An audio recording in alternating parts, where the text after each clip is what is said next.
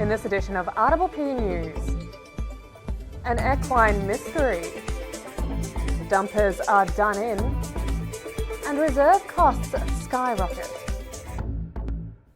Hello, I'm Catie Sharp. Welcome to the latest edition of RPP News, bringing you stories from across Frankston and the Mornington Peninsula. 13 horses have died suddenly in the past month across Victoria with no evidence of infectious disease. Arathi Shashikumar has the details. In a concerning turn of events, the death toll of horses in a mysterious illness outbreak has reached 13 across various locations in Victoria. The first horse succumbed to the unknown illness on July 4th, with cases reported on properties in southeast Melbourne, Ballarat, Koala and here in Mornington Peninsula. Agriculture Victoria is actively investigating the situation, but the cause remains unidentified. Horse owners are urged to be vigilant, reporting any signs of illness or sudden deaths to authorities promptly. Further updates will follow as investigations continue. Missing Persons Squad detectives had charged a local man following a death in Chadstone earlier this week. The 35-year-old Seaford man and a 36-year-old Chadstone woman have each been charged with one count of murder. The charges follow an incident at a property in Bennelong Avenue in Chadstone where a man aged in his 40s was fatally assaulted. The body of a man who is yet to be formally identified was found on Railway Parade in Chadstone on Friday afternoon, following a search as part of the investigation. The suspects have been remanded in custody. Local council officers have turned detective and solved a waste dumping mystery. Bianca Rose has the details. Earlier this year, large amounts of building waste were dumped in two locations along Turon Road. Litter prevention officers were able to trace it back to a builder who had paid another business to dispose of the rubbish on their behalf. Shortly after, two people were interviewed by the police at the building site. One person made full admissions to illegally dumping waste in Turon. As a result, a Cranbourne man was instructed to remove the dumped waste and dispose of it legally, and issued with two infringements totalling almost $3,700. Prop track research by the REA Group has revealed Red Hill as the fastest Melbourne suburb to have doubled its median house price in just 3 years, from $1.25 million in 2020 to $2.5 million. The Mornington Peninsula has also been a hotspot for units, with median unit prices in Crib Point and Capel Sound doubling in 8 years, while Tyab has doubled its value in 5 years, making it the fastest growing location in Greater Melbourne in terms of median unit price. Traditional powerhouse Sorrento has remained steady, but research suggests buyers are opting for properties from Red Hill through to Mornington and Mount Eliza to avoid the summertime congestion. A cost blowout is threatening the full realisation of the Emil Marsden Reserve development at Mount Eliza. Dunkley MP Peter Murphy facilitated $10 million towards the first phase of the building program. However, latest cost estimates have the project nearing 4 times that amount. President of the Mount Eliza Football Club, Cassandra Clayton, says footy is trying to make its needs known as it enters meetings with the Mornington Peninsula Shire. Soccer pavilions being built, there's new services being put in, the netball courts get relocated, our club rooms, junior and senior, get built, which is a double story, and there's another exit. So the whole precinct master plan, the council are telling us it's gone from a $30 million project to a $46 million project. The funds delivered from the government, from Peter Murphy, will go towards stage 1 of the master plan, which is the soccer pavilion. So fingers crossed. I think it's going to take an army of us being aligned and driving this outcome. The reality is we're the biggest sporting community in the state, yet we have no facilities for females, and the existing facilities that we have that our members built themselves 50 years ago are falling apart. And next Sunday is National Tree Day. There are opportunities to get involved across the peninsula, with tree planting planned from the Briars in Mount Martha to North Reserve in Langwarrin. The Mornington Peninsula Koala Conservation Group has planted 14,000 trees since May and are on track to achieve an impressive goal of 25,000 trees by the middle of September. Organiser Dirk Jansen spoke to RPP about the importance of the work. We're running more than 30 odd tree planting events this winter. We are all volunteers, and so from that point of view, it's always a challenge making sure that we can schedule all of those events even around our day jobs.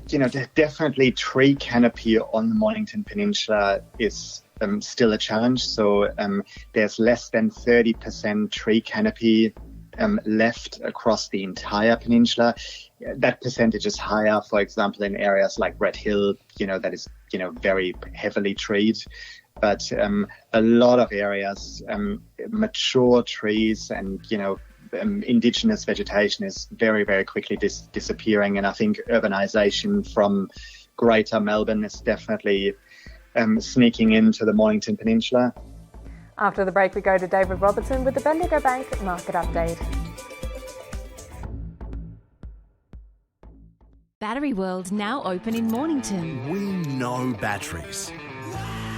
We know our 75 D23Ls from our DIN 65 LHs. And we know which is best for you. We have the range and a spark no one else can match, because we live and breathe batteries. Those beautiful boxes and cylinders that power our lives and our passions. That's why we're the batteryologists.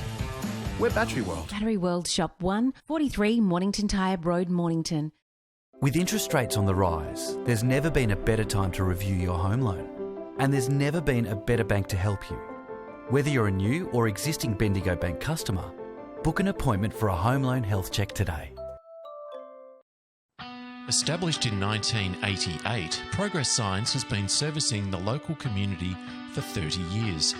Located on the Mornington Peninsula, they are the #1 destination for all your signage needs, specialising in a variety of signage from vehicles to shop fronts, occasional and corporate events, short-term, long-term and everything in between.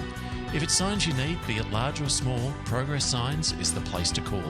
Available 24/7 at progress-signs.com.au or call the team on 5975 9188.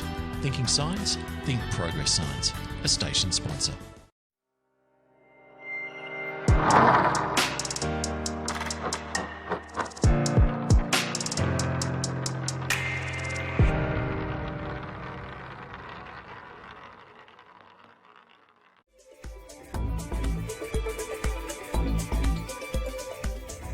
Another pause in RBA rate hikes invites the obvious question: how close are we to the top in the tightening cycle? Our latest views as we dive into a new financial year.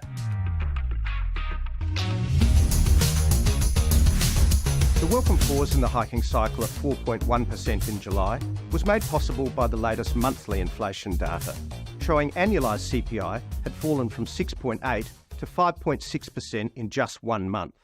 Although the RBA's strong language after last month's hike, warning about tight labour markets and high core services inflation, left opinions finely balanced on the latest decision. The pause after 4% of rate hikes, 3.25% of them in the last financial year, gives the Reserve Bank the opportunity to compare the monthly inflation data for May with the full quarterly figures to June 30, which will be released at the end of the month. It will also give them another read on labour markets on July the 20th, after the remarkably strong result for May when unemployment fell to 3.55%. This will be crucial for the August RBA meeting, as Philip Lowe continues to be vocal and insistent that, in the absence of productivity growth, higher wages, driven by low unemployment and tight labour markets, will only feed through to unit labour costs, and so directly back into inflation. As a result, we still warn that another hike to 4.35% is imminent, and only a very favourable read from the quarterly CPI data would avoid this outcome, or perhaps a jump in the unemployment rate to demonstrate that higher interest rates are slowing down the economy and demand for jobs. The other factors for the RBA board to consider will be offshore developments after the pause in rate hikes in the US, but the 50 basis point jump in the UK, and locally trends in household spending after the 0.7% jump in retail sales in May, which, as the chart shows, is still below its peak 6 months ago, but is showing some resilience. Household budgets remain under pressure as monetary policy continues to bite, although house prices have crept higher again, up another 1.1% in June. Weighing up all of this, we still expect at least one more RBA hike, and recession risks have risen markedly since April. But, repeating our comments from a month ago, even if this is the peak in official rates, relief via rate cuts remains well down the track, as we've consistently warned throughout the year. And lastly, stock markets globally are still riding a wave of AI exuberance, shrugging off any thoughts of recession and placing faith in technology driving the next upswing, despite risk-free rates rising to their highest levels in a decade. And that's the market update from Bendigo Bank.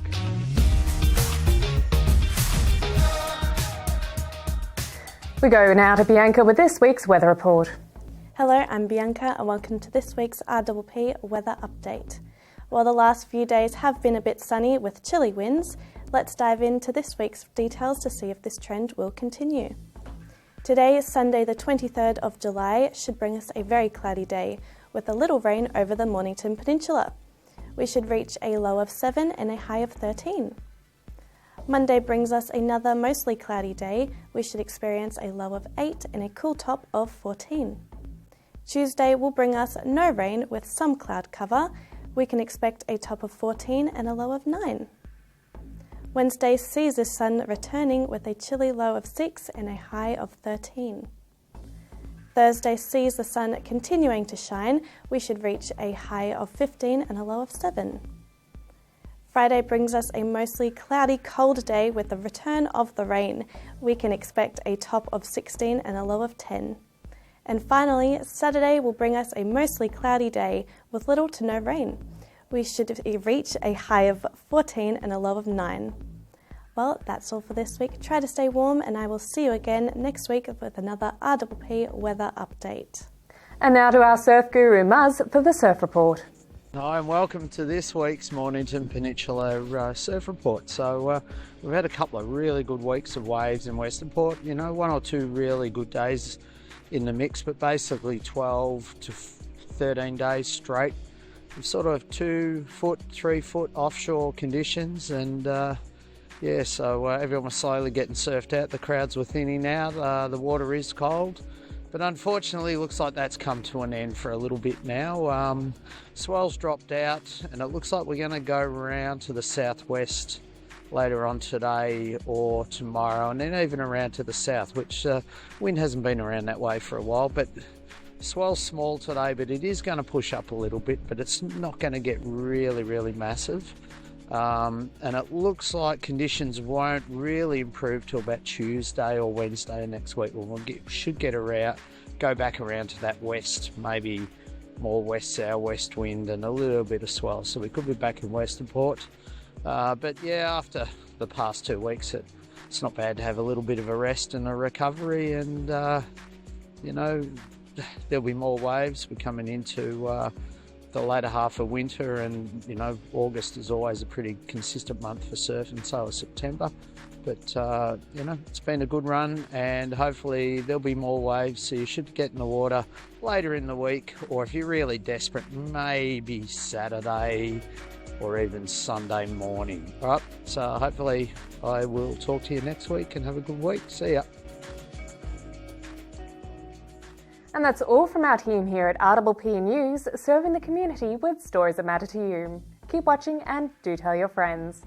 Bring you the news from coast to coast across Frankston and the Mornington Peninsula. I'm Catie Sharp. See you for the next edition.